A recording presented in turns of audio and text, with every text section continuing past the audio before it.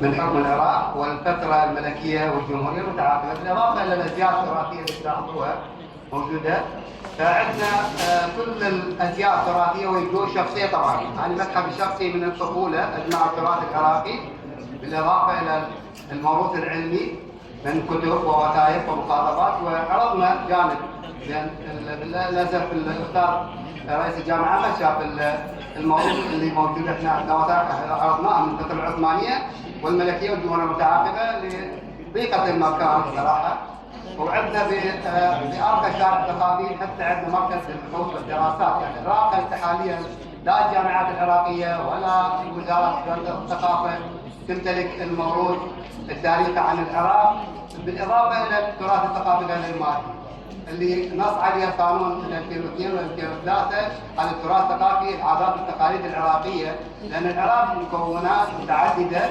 وحاليا احنا أيضا نحتضن المتاحف الشخصية على عموم العراق، وإنجازنا طبعا الحمد لله والشكر بالفترات المتعاقبة للشارع الثقافي البغدادي بالمركز الثقافي. يعني احنا بالمركز الثقافي البغدادي احنا نحتضن وزارة الثقافة والأمور العلمية، يعني مو وزارة الثقافة تحتضننا. احنا عندنا قاعة خصصتها الأستاذ كان محافظ علي التميمي من 2016 والعطواني الجزائري، واستمرت القاعة هي على الدر كل ما ينقب في تاريخ العراق من الفترات العثمانية والملكية، بالإضافة إلى الجامعات والكليات العراقية. عرضنا مع بعض المعروضات والعمل المشترك في جامعة المستوصلية في الثلاثاء، وفي كلية الزراعة، وفي كلية الإمام الكاظم عليه السلام.